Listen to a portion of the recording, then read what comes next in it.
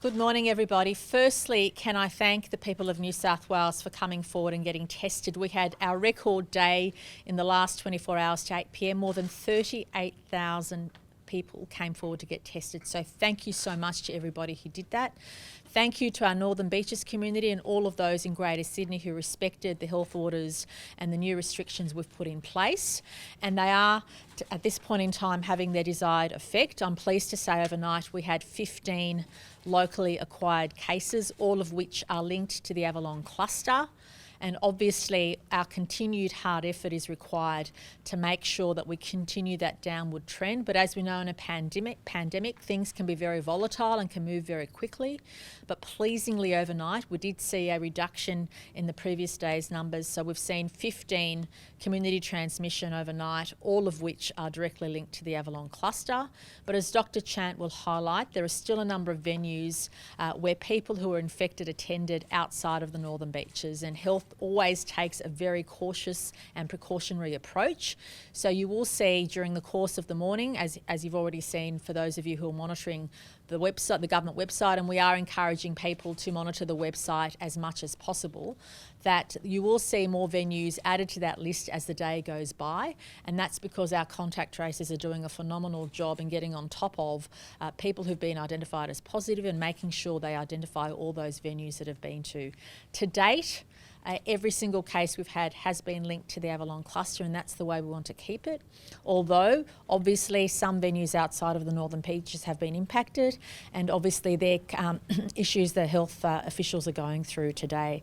Can I also say, and Minister Hazzard will highlight this point, we do have, I believe, one of the best, if not the best, contact tracing team on the planet.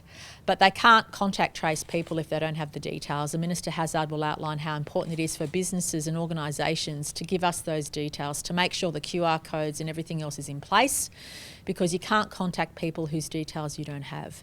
And I plead to everybody who runs a business, who runs an organisation, you should not be letting anybody in your front door, anywhere in New South Wales for that matter, unless you have your systems in place. You shouldn't be opening your doors as a business or an organisation unless you have your systems in place to get all the information for people walking through that front door. Again, can I thank everybody for respecting the restrictions. The government is monitoring the situation almost on an hourly basis. We will consider our position in relation to what Christmas and the next few days look like beyond Wednesday midnight on Wednesday morning, but obviously it's an ongoing brief.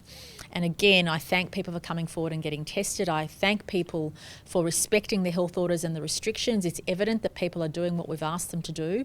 And in terms of mask wearing, please make sure, if you're in an indoor setting, obviously on the Northern Beaches it's more paramount, but if you're catching public transport, you need to be wearing a mask. If you're going grocery shopping or indoor shopping in a mall or anywhere else, you need to be wearing a mask. In those indoor settings that health has already identified, you should be wearing a mask, in particular if it's a place of worship. We already know what the high-risk areas are. We know what the high-risk areas of transmission and the high-risk activities are, and we ask people to respond accordingly. Don't think you're immune. This can affect any of us. And we know from the cases, not just in the last few days, but previously, how absolutely contagious this virus is, how absolutely essential it is for us to get on top of it. And because health still doesn't know yet what the intermediary cases were, where the source of the spread in the community is, we have to be as vigilant as ever. The Deputy Premier will now make some comments about regional New South Wales. Dr. Chant will give her daily health update, and then Minister Hazzard will speak specifically about the Northern Beaches and also the importance of keeping good records. Thank you. Well, thank you, Premier. And today, look, the message to and for regional New South Wales is one of calmness. There is no doubt that there is anxiety in the regions as people flock to the regions for their Christmas break, and we encourage that. But we already have in place some restrictions that minimise the risk to regional New South Wales. And that is, of course, if you're from the Northern Beaches, you cannot travel to the regions. My message for those that are living in the outer metro area of Sydney, be mature, be understanding that you could cause some level of risk and anxiety in the region. So if you've got any symptoms, please get tested, change your travel plans, and maybe not visit regional New South Wales right now until we get on top of this issue. For those that are already in regional and rural New South Wales, and there'll be many from the Northern Beaches are already in the regions, we're asking you to self-isolate. again, take responsibility. Our health system in the regions can manage this, but what we don't want is it to be overwhelmed, and that's why everyone must take responsibility. The regions are looking forward to Christmas, looking forward to being hospitable and welcoming people to the regions, especially post the year that we've had in the bushfires last year. But at the same time, we want people just to take a level of responsibility. So the message today is, we're calm, and you can see the numbers today that what the health experts have done, the contact tracers, what New South Wales Health and the leadership of Brad Hazzard as the Health Minister and Kerry Chant, the Chief Medical Officer, is that we are on top of this. But the truth is, we still have to take responsibility. And that is my message to the regions today. No need to panic. We're putting in place all those levels of restrictions in Sydney to minimise any impact to the regions. More importantly, the message is for personal responsibility. If you're not feeling well, get checked before you travel to the regions. Thank you. As the Premier indicated, there's 83 cases linked to the Avalon cluster, and there were 15 cases reported overnight. I think I'd just like to clarify that when we talk about community transmission, we make the distinction between those cases that are directly linked to cases and whether or when they're unlinked. And I think we've had that experience throughout the COVID, our COVID response. In terms of the cases, clearly there is evidence of community transmission in the Northern Beaches area, and hence that's why it is critical that we ask everyone to adhere to the directions that the Minister has put in place, and to only leave home for those essential reasons, and reminding people that visitors into that area or people can only enter the Northern Beaches for the essential reasons as well. We're also indicating that the direction applies to people that may have left the Northern Beaches after the 10th. So if you have left the Northern Beaches areas, local government area, since the 10th, it is critical that you follow the directions as if you were still residing in the Northern Beaches. So in effect, self-isolating and really not leaving the house except for essential reasons. We're also asking everyone to be incredibly vigilant and present for testing. And I want to acknowledge the good work of the Northern Beaches community in coming out for testing in droves. I appreciate that they have experienced some delays. We are working as hard as possible, but the test turnaround times to reassure the community are still holding up, and the majority of people are getting those tests well within the 24-hour period. In terms of the concerns, as the Premier indicated, we have yet to find the source of the infection and the route that has led to the seeding event that we believe occurred around that 11th of December at the RSL and was amplified by attendance at the Avalon Bolo and other sites within. Amplification occurred in other settings within that vicinity on the Northern Beaches. But we also have known that people have travelled into the Northern Beaches and attended some of those venues. So we know that some people within the Northern Beaches also work outside. And we have had a number of clusters that have arisen outside, all linked, can I stress, all linked to the Avalon cluster at this point. But what we want to do is make sure that there is no further spread from those clusters outwards. So in relation to the Turramurra salon for hair, we have 5 cases linked to that hair salon, and people who attended any time between Tuesday the 15th of December and Friday the 18th of December are close contacts and need to test and self-isolate for 14 days since they were last there. We believe we have contacted the vast majority of people, but some people had incorrect or illegible contact details.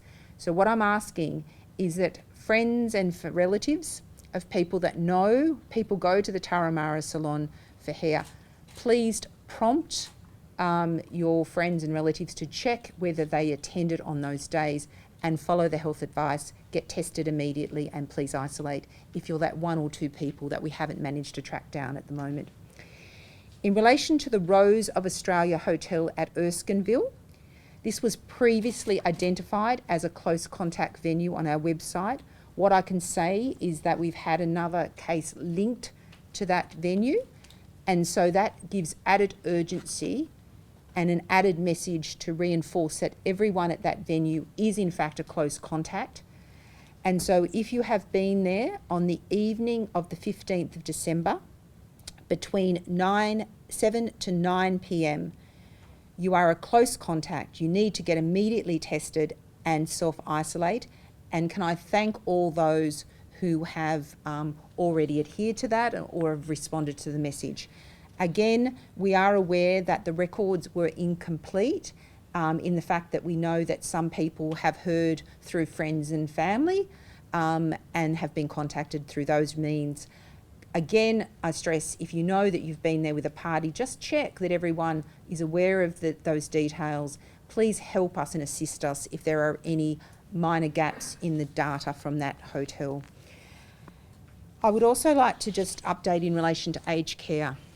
Aged care facilities are considered particularly vulnerable, so we are asking that visitors do not, that aged care facilities for the next while till Wednesday do not have any visitors.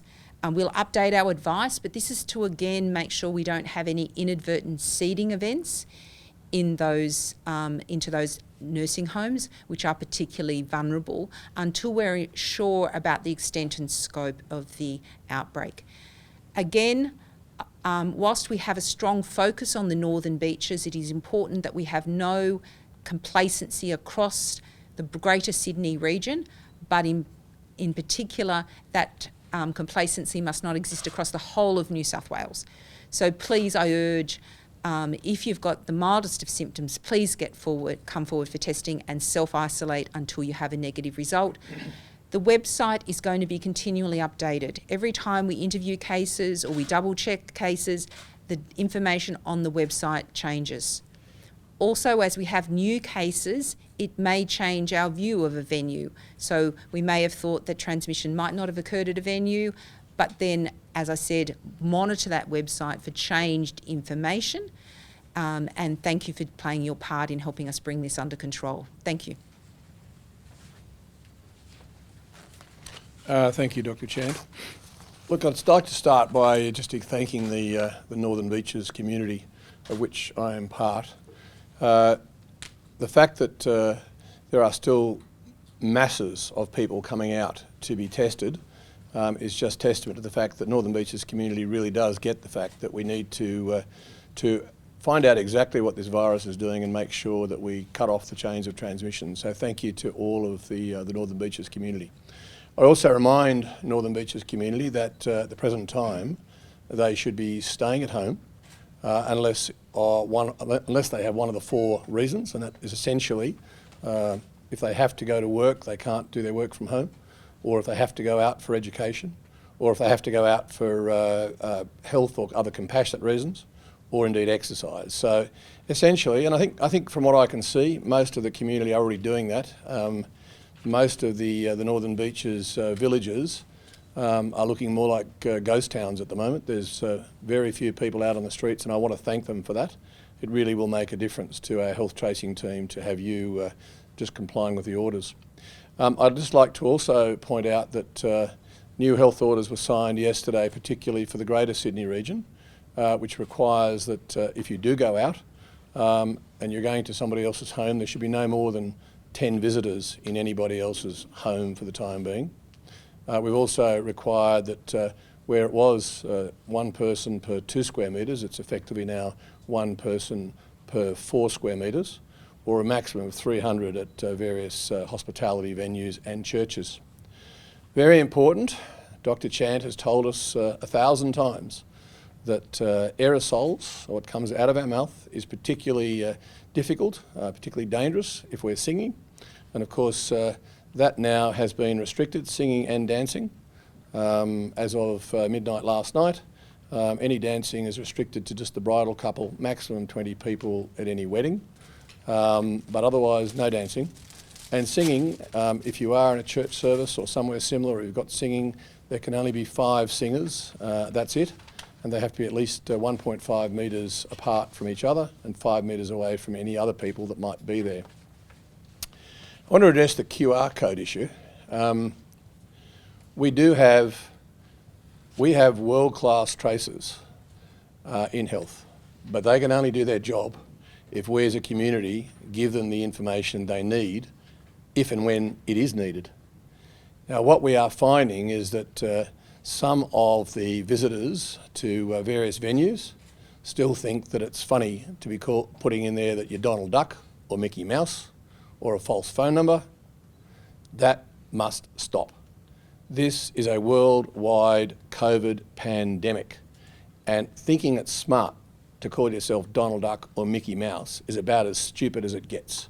So that must cease. Secondly, businesses who do have QR codes and are using other than the Service New South Wales providers really need to equip themselves now with the knowledge of who they call in the event that they get a call from health. They need to be able to tell our health tracers clearly what the data is that their supplier, their provider, is actually holding.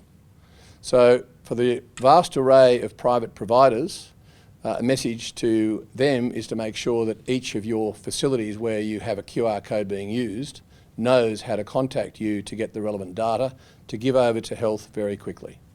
We need to understand that this, until there's a vaccine, no matter what happens now, the risks will remain.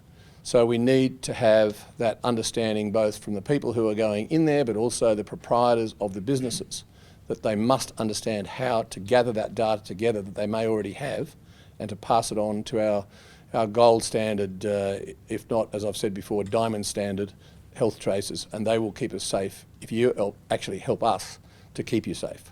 Thank you. Minister, you've been talking for a while about the Service New South Wales QR code and how the government was considering making the Service New South Wales platform mandatory. How many warnings do businesses need to get their systems up to scratch, or for you to implement the Service New South Wales system across the board?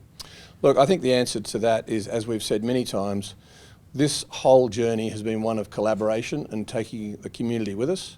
Our community in New South Wales has responded in the darkest of times. This is not the darkest of times, it's a challenging time.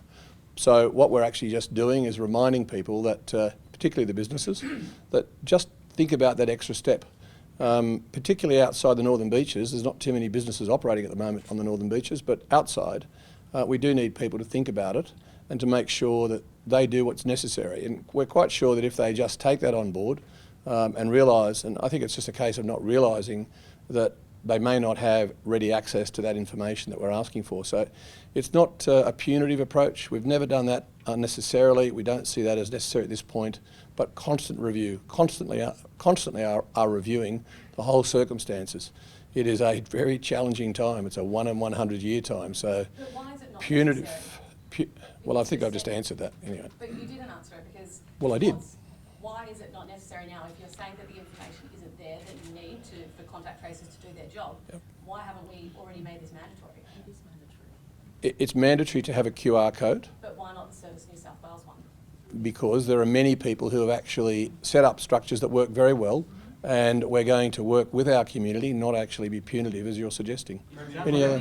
We're on track to celebrate Christmas without being all locked down. Where are we? I don't know. Yeah. Tomorrow's the important day. Yeah. But the way we're tracking, Look, how's it look? Look, unfortunately, one day's results doesn't tell us it's a trend. I mean, obviously, we've halved the number of cases overnight, but in a pandemic, there is a level of volatility. So we'll be closely monitoring what happens, obviously, to 8 p.m. tonight, and we'll be making a final call on Wednesday morning. So This obviously, you're pretty pleased with what you've Oh, gone look. 30 to 50 Oh, look, with all those tests. as I said, I'm extremely pleased we've had a record number of tests. To have more than 38,000 people come forward in a 24-hour period gives us enormous confidence that the number of cases that have been identified is a realistic position given the number of people that have come forward to get tested. However, this is an ongoing and evolving situation, and we know how contagious the virus is.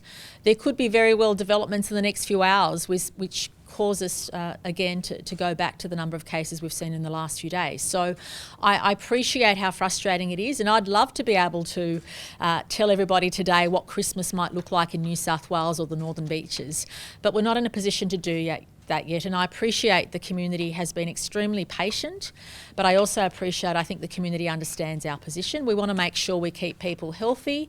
We also want to make sure we reduce that social isolation and don't allow people to have adverse mental health consequences because of what Christmas or New Year's might look like for them. In terms of progress, it's been fantastic. I'm sorry? In terms of progress, it's been fantastic. You've got 4 factors. You've got the record tests. You've got the fact that it is halved from yesterday. You've got the fact that it's still the same cluster, and you've got the geographical isolation of the northern beaches. I mean, this is about as good a result today as you'd want, isn't it? Well, look, there's no doubt that we're pleased with what we've seen today. But one thing I've learned during the pandemic is that things are very volatile and they can move very quickly.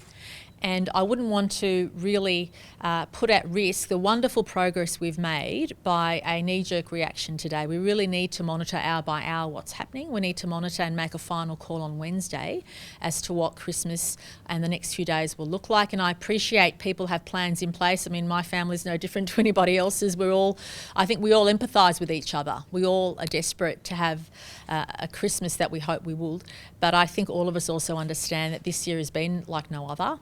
And all of us have had to make sacrifices and consider what we do. That is the one good thing. We're all in this together. We all appreciate what each other is going through. But having said that, I'm pleased with what we've seen overnight. But again, it's volatile. Things go up and down. If we see the trend continue in the next few days, obviously that will give us more confidence to look at what Thursday and Friday. And we know that for many cultures and for many people, Christmas Eve is as important as Christmas Day.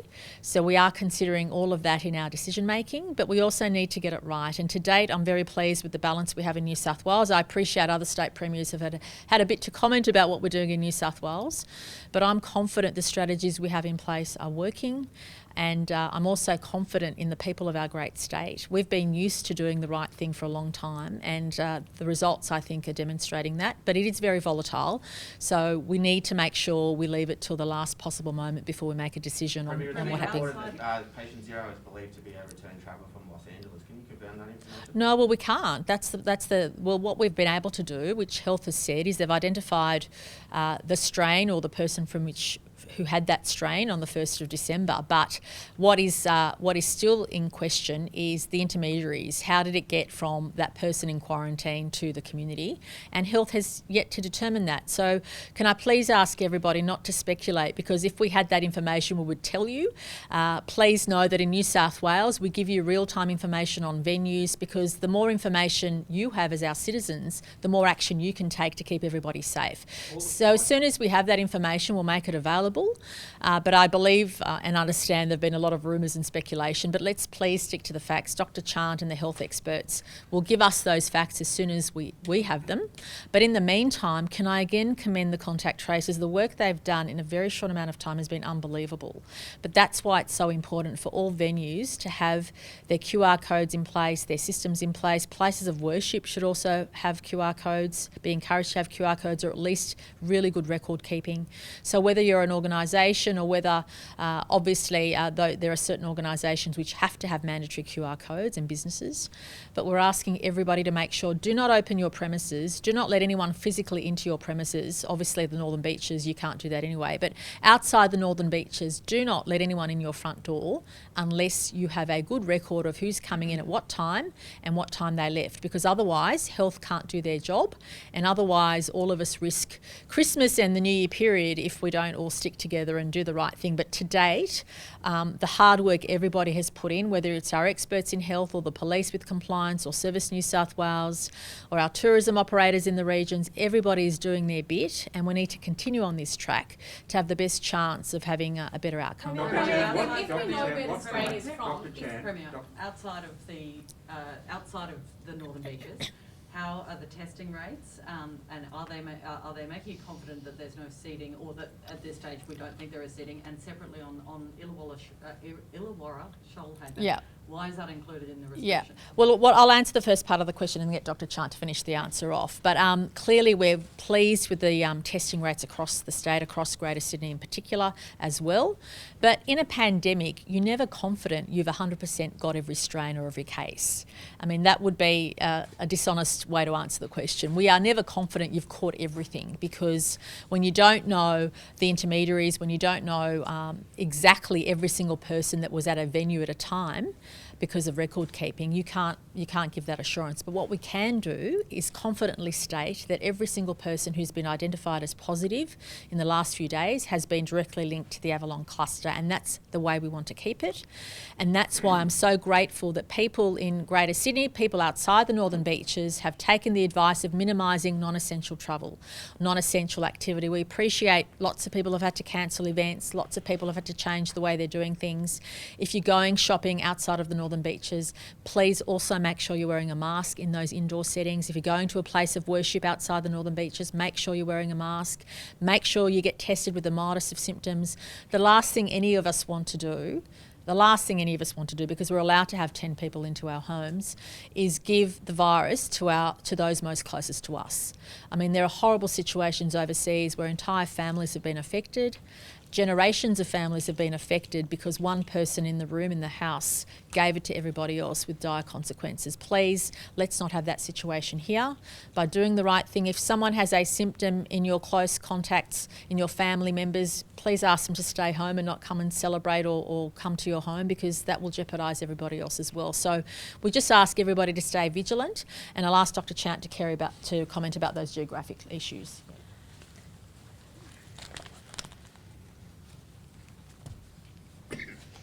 So clearly we are monitoring testing outside the Northern Beaches, because as we've got quite tight restrictions on residents of Northern Beaches, it is really our focus from a public health response is to ensure that we're not missing undetected transmission in regions and areas outside of the Northern Beaches. We're particularly focused on those where we know that positive cases have been, and around those venues that we have identified on our website. The advice we've had is that testing numbers have been higher in all other areas, and we're waiting for the data to come in and be cut, and we will closely monitor that levels. But the preliminary information we have is that we have seen testing surge across the state. And can I thank every one of the people that have come forward for testing. Now, testing alone is one of the critical elements we need. So anyone with symptoms, please get tested. And I'm particularly stressing for that statewide.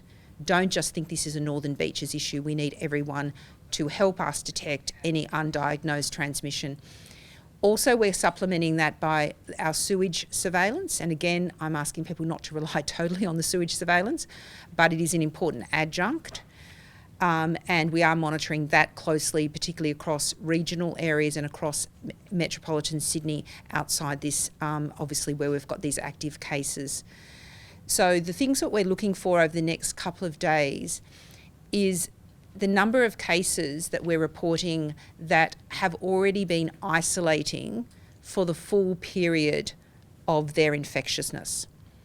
And that's a measure of the effectiveness of our intervention. So if we are getting cases and all of those cases have not been out in the community in their infectious period, it means that they then cannot be on spreading the disease, and the disease risk has been stopped. Dr. Chan, Do you know the 15 that they've been in isolation? A number of them. So please, How many of them? I'll be able to get the exact number of that, but as I said, sometimes it's around partially isolated for one day, and this because we recall that we take them from 48 hours prior to a positive test if they were asymptomatic or symptom onset. And so I'll get you that data, but the anecdotal feedback I've had from the staff who are collating that information, because it is important for me to review that every day, is that we have seen a number of the cases be isolated for their infectious period. Dr. Chan, just to clarify, you spoke about the Turramurra Hair Salon and also the pub in Erskineville. Are they the only two places where you've seen, subsequent cases from the Avalon cluster? We have seen a workplace transmission event in a workplace in the CBD. again, linked by someone who'd unknowingly brought that into that workplace. Can I also stress that it is really critical that we do not call out people in this outbreak or send myths around who spread it to whom and who's contributed and who's seeded it. It's really counterproductive because at the moment, people need to come forward for testing, and we need to thank every single person who has taken the step of coming through for testing, because we know that not everyone with respiratory symptoms is coming forward for testing, and we've known that all along. So can we just also acknowledge the important role that people are doing in coming forward for testing? We know that Can you also talk us through, in terms of what you're going to be looking at over the next 2 days before you make the announcement on Wednesday of what we can and can't do? Like, what's your assessment of? Okay, so the key things that we're looking for is whether we've got any evidence of community spread outside the northern beaches. So we would expect that within the local area where there's these many venues that there would have been some community spread within the northern beaches area.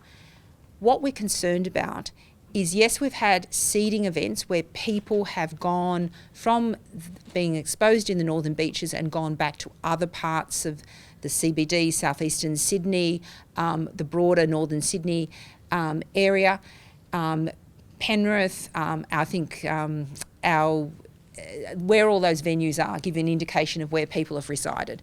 So what we're interested in is making sure that we don't see any further transmission that is not linked exactly to the Avalon cluster. Just to clarify though, the woman who is from the United States who's in hotel quarantine, there's actually not that many options for it to have got from this person out into the community. So Can I just say, from a logistics standpoint, look at aircrew on her particular flight and the hotel quarantine staff? Can I just say for one thing, yes, we are looking at that person because that person, so part of the investigation is to look at, yes, we've got these sequences from the Avalon cluster, do they match anyone else? It's not a perfect match with that returned traveller, but it's close. So it does raise the possibility about whether there could have been a transmission event from that person inadvertently to someone else who then went and seeded this event. So we're pursuing that line of inquiry, but we don't know, this strain may well be present in other people that have come from the United States, so our investigations are broad spread. So we actually have, to your point, gone back and reviewed all the CCTV footage around this individual. We've tested cleaners at the hotel, we've tested people that transported her when the person went to a health facility, we've looked at anyone who may have come in contact with her, even if they were wearing PPE, if it was longer than what we would normally expect, taking a very cautious approach in terms of trying to find that link in. We're also looking at flight crew, anyone else who may have returned from overseas, and as you know, we do that day 2 and day 12 testing. Meanwhile, the lab is also testing all of the isolates from any returned travellers to give us an idea of the prevalence of this strain, and also we are working with all of the international flight crew to get a sense of whether any flight crew who attended today was in the country in the relevant time period. So there is an extensive investigation going on behind the scenes. It is pivotal to us understanding the public health risk around how this transmission event occurred, but I think it's appropriate that we do that investigation, come to some finding before we speculate as to the source of it. Dr. Chen, you can't close down all sites of transmission, or you can't shut down all the potential chains of transmission until you work out how the virus leaked out of quarantine into Avalon. So the issue is that the only thing that gives us comfort is time, and that's why the community plays such an important role. So for instance, if a period of time passes and we don't see additional cases in the community, and that requires those high testing rates, if we don't get our sewage surveillance pinging to show us that we're missing undetected outbreaks, that gives us confidence that for whatever reason, this event has a seeding event in Northern Beaches and it hasn't extended beyond. At this point, we don't know that to be the case, and that's why I am pleading with every member of the community to do your part, and even with the most minimal symptoms, please go forward and get tested. One question at a time, please. Dr. Schacht, your current advice on masks is that there's no reason, at least Premier, you said there's no reason people should not be wearing masks. But currently, we're just relying on the goodwill of people in those critical venues like indoor venues and public transport. Is it not safer just to mandate the use of masks, given we've already got public health orders in place? So we are considering at all times additional measures that need to be in place. Can I just say the feedback I've had from the Northern Beaches community is that everyone is being very compliant with the requirements around wearing masks indoors. Of course, I would continue to stress that, and we will look at any additional requirements around that. Our messaging around masks has been pretty consistent, and I've also noticed we will be monitoring the uptake of mask wearing. The sites that we're particularly concerned about is indoor venues. So when you're going into an indoor venue, please wear a mask. This will just help us gain greater control in the case that there is an unrecognised person out there that has the virus. Will you release genomic sequencing reports? Will you release genomic sequencing reports like other states have done? Yes, I mean we release, if you look at our weekly epidemiological report, I think we give you quite detailed data on which viruses are linked to which viruses. Can I just say at the moment, the sequencing shows that the genetic sequences for the Avalon cases that have been sequenced are all similar.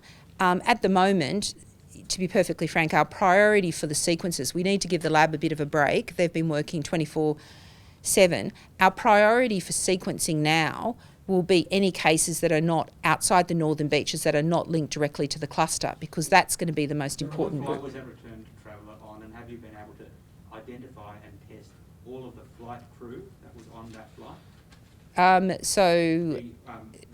So all of the people on the flight went into a quarantine or isolation arrangements.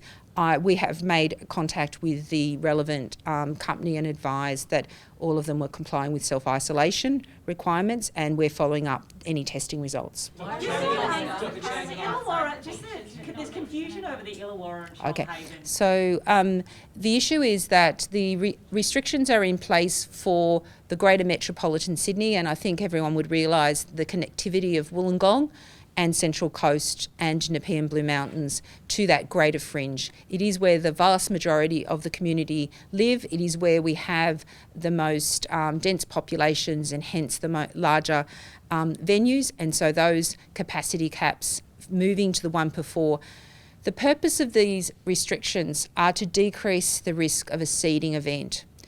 So if someone in those premises is doing what we're asking people to do, wear a mask, it's more not packed, they're not moving around in those venues, they're not dancing and singing. Can I just say, my concern is around loud noise, talking loudly, singing. So we just know the more you have to shout or talk or raise your voice, it just increases the amount of aerosols in a room. If it's poorly ventilated, then that really poses a great COVID risk. So we are asking, another thing that venues can do is really look at how you can keep them open to the air.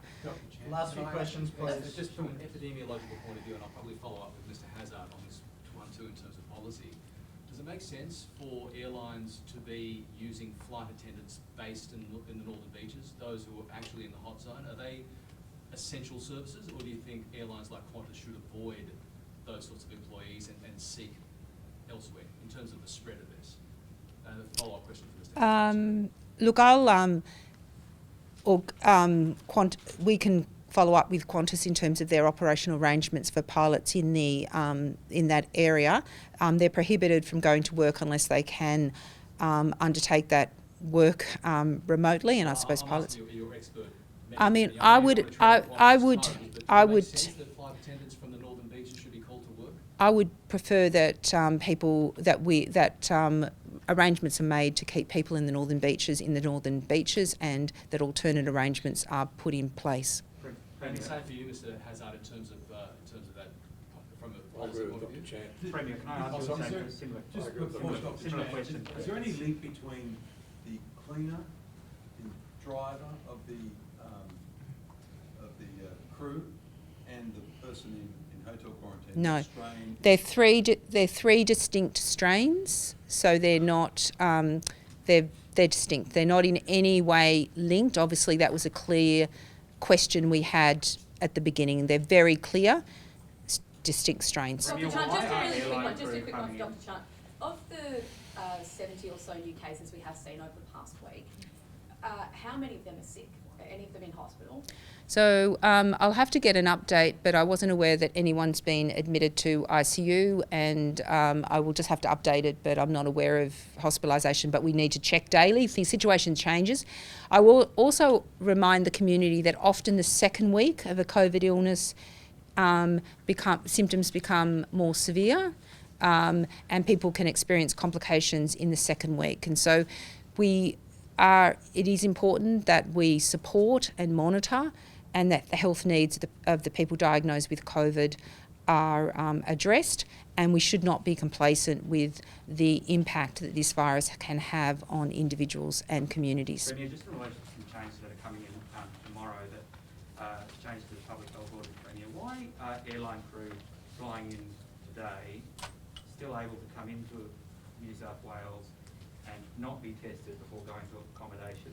And secondly, in the new strengthened rules, New South Wales resident flight crew are allowed to self-isolate at their home.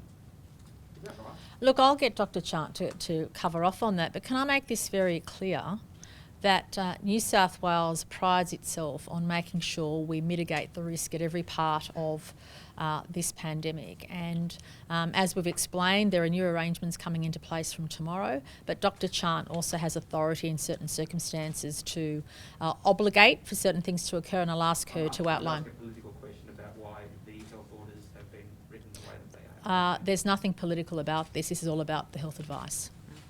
So in terms of the testing question, those individuals will be able to self-isolate if they undergo testing. So if they decline testing, they will be refused the ability to self-isolate. In terms of the other flight crew coming in, the majority of the flight crew are flying in and flying out within often 24 to 48 hours. So they're coming, doing their mandatory rest period and then flying out. So the issue associated with testing is that what's most important is that we manage the end-to-end process. So we manage all of the points from their transfer so that they're not coming into contact with anyone in a way that would pose a risk. It's important that we treat all international people that are returning from overseas and assume they have COVID in the way we manage them. And so, yes, testing can be a supplementary control, but what's most important is that we manage the end-to-end process so they do not come in. So it's really mainly about infection prevention and control, making sure they're wearing the mask, making sure they're doing the hand washing, making sure they get on the transport to a hotel, that they get to their rooms and they maintain the rooms and then just depart. So from Tuesday, from tomorrow, they will be in police managed hotels, and except for the ones that live in New South Wales, and they will be allowed to self-isolate at home, but they are required to have a COVID test and they will be followed up. Given it's based on your health advice, in your expert health opinion, would it be safer? Sorry. Get it. Yes, sorry, Jane. Given these rules, Sorry, it's just my mother's aged care facility ringing. Return that call. I'm not a negligent daughter. I will ring.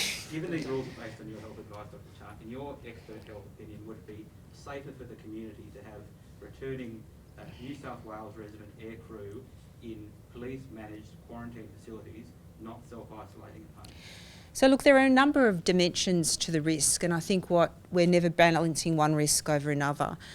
What we also need to understand is that flight crew are often isolating forever, and so it is about the environment in which they're isolating and their mental health, because there are also risks if we have flight crew or pilots that are also fatigued or suffering mental health issues from prolonged periods of isolation. These are all balancing risks.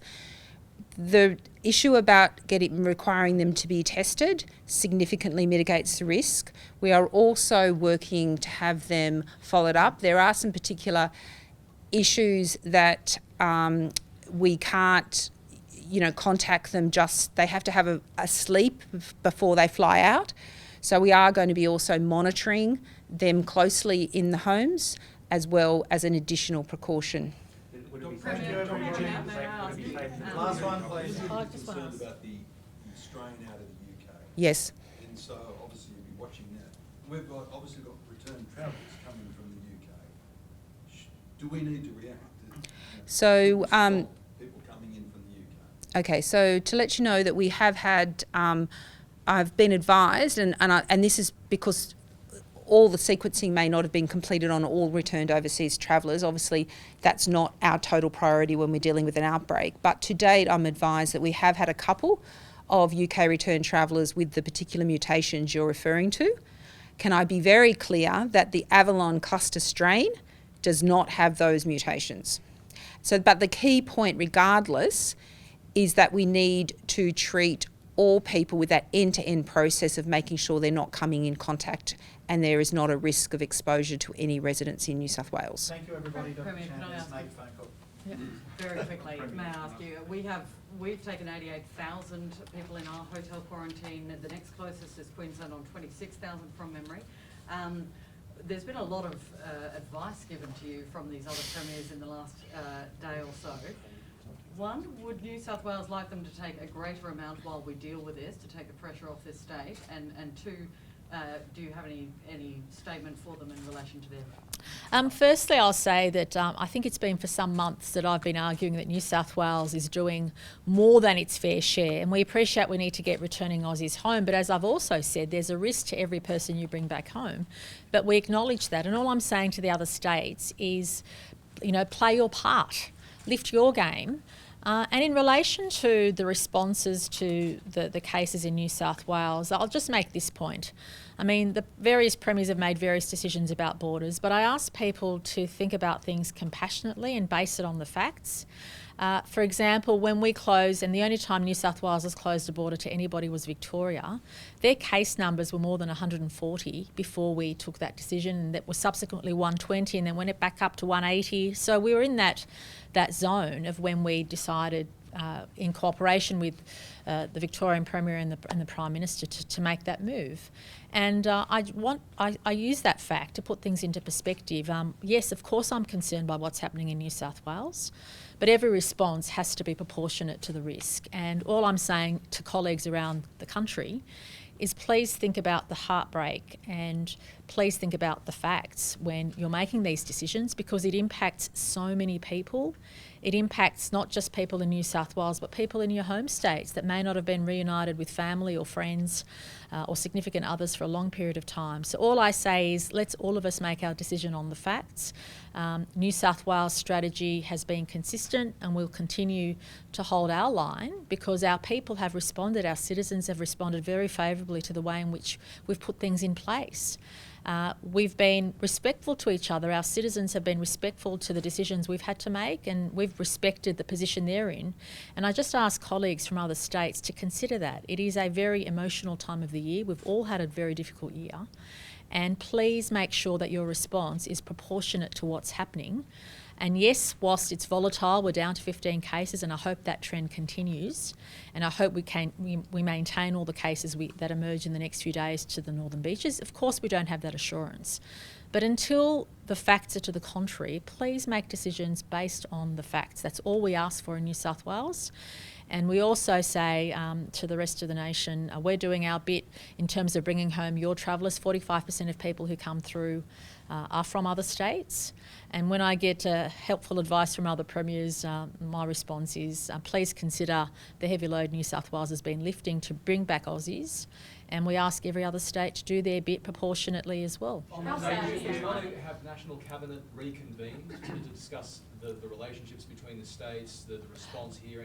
Look, I don't think anything that any other state premier has said or done contradicts the position of National Cabinet. I mean, National Cabinet is given advice, National Cabinet is given guidelines, and then it's up to every state premier to make decisions based on that.